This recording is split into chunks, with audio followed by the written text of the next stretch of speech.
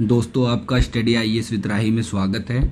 दोस्तों, आज हम बात करने वाले हैं इंडिया ईयर बुक के बारे में।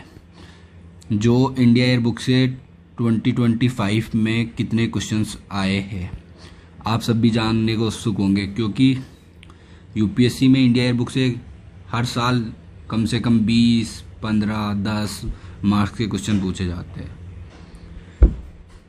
आपके लिए ये मैटर करता है कि वहाँ से क्वेश्चन आए या नहीं, बट आपको वो बुक अच्छे से पढ़ना चाहिए। बट आपको 1 मंथ लगेगा उस बुक को पढ़ने में, बट आपको उसको पढ़ने के बाद आपकी जो समझ है भारत के प्रति वो बहुत ज़्यादा, आपकी अप्रोच डेवलप हो जाएगी।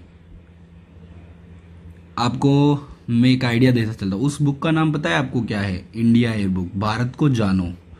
आप उसको पढ़ने के बाद भारत को जान पाओगे। और यूपीएससी आपसे क्या चाहता है कि आप भारत को जानो अच्छे से, ताकि आप जाके काम कर सको अच्छे से जहाँ भी आपका डिपार्टमेंट होगा। चलिए दोस्तों, इस बार यूपीएससी में इंडिया ईयर बुक से कितने क्वेश्चन आए हैं उसके बारे में मैं आपको डिटेल एनालिसिस देता हूँ। दोस्तों, एक क्वेश्चन आया है इंडिया ईयर बुक से, क्वेश्चन नंबर 35D सीरीज में, निम्नलिखित में से किसने एशिया और प्रशांत क्षेत्रों के लिए प्रकृति समाधान नेचर सॉल्यूशन विथ हब प्रारंभ किया? एशिया और प्रशांत क्षेत्रों के लिए एशियाई विकास बैंक, एशियाई अवसंरचना निवेश बैंक, न्यू डेवलपमेंट बैंक, अंतर्राष्ट्रीय पुनर्निर्माण और विकास बैंक। तो इंडिया ईयर बुक में ये अच्छे से मेंशन था एशियाई विकास बैंक के बारे में, और ये यहाँ लिखा हुआ है कि प्रशांत क्षेत्र के विकास के लिए था। तो ये इंडिया ईयर बुक से सीधा क्वेश्चन आया है दोस्तों। नेक्स्ट क्वेश्चन की बात करते हैं तो खनिज से रिलेटेड क्वेश्चन आया था नेक्स्ट वाला। उसमें भारत में खनिजों के बारे में पूछा गया था कि कितने खनिज आवश्यक है, कितने भारत एक सदस्य खनिज सुरक्षा भागीदारी में एक सदस्य है या नहीं है।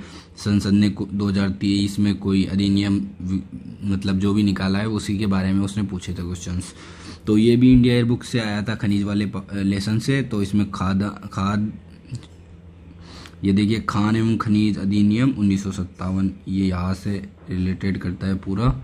ये जो है संशोधन यहाँ भी है, ये संशोधन जो इसमें हुआ था वो यहाँ लिखा हुआ था। तो बेसिकली ये भी सीधा यही से आया था, इंडस्ट्री वाले चैप्टर से। भारत के संदर्भ में निम्नलिखित युगों पर विचार कीजिए। राष्ट्रीय ऑटोमोटिव बोर्ड, कायर बोर्ड, राष्ट्रीय व्यापार सूचना केंद्र, ये सब भी दोस्तों, कायर बोर्ड भी इंडिया ईयर बुक में था, भारी उद्योग भी था। बेसिकली दोस्तों इंडिया बुक से सीधे क्वेश्चंस आए हैं। संयुक्त अरब अमीरात, France, Germany, Singapore, Bangladesh, UPI के बारे में जो ये बहुत ज़्यादा न्यूज़ में था। वैसे भी दोस्तों आपने करंट अफेयर्स में पढ़ा होगा, बट इंडिया ईयर बुक से ये क्वेश्चन आया है। France, Singapore, UAE. उसके बाद दोस्तों नेक्स्ट क्वेश्चन भारत सरकार के संदर्भ में ईडी था, राजस्व सूचना निदेशालय, प्रणाली एवं आंकड़ा सिस्टम। ये क्वेश्चन भी यही से आया। प्रवर्तन निदेशालय, भगोड़े आर्थिक अपराधी, वित्तीय सूचना इकाई, आर्थिक सूचना राजस्व का। सीधा दोस्तों, सीधा एकदम डायरेक्ट क्वेश्चन आया इंडिया ईयर बुक से। इंडिया ईयर पढ़ना बहुत ज़रूरी है दोस्तों। राष्ट्रीय गोकुल मिशन, ये भी इसमें भी संशोधन किया था सरकार ने 2014 के बाद, इसलिए ये भी न्यूज़ में ज़्यादा था। तो ये भी इंडिया ईयर बुक से ही आया दोस्तों। बेसिकली कुछ चीज़ें छूट सकती है, बट डायरेक्टली इंडिया बुक से क्वेश्चन आया। अगर आप करंट से जुड़े हुए और इंडिया ईयर बुक अच्छे से पढ़ा है, आपका 30 से 40% पीटी निकलने का चांस हो जाएगा। दोस्तों हमारे चैनल को सब्सक्राइब कर लीजिए। आपको अब आगे इंडिया ईयर बुक के बारे में, करंट अफेयर्स के बारे में और एनी अदर्स यूपीएससी के मोस्ट नोट्स और शॉर्ट नोट्स सब प्रोवाइड किए जाएंगे इसी पे। Thank you.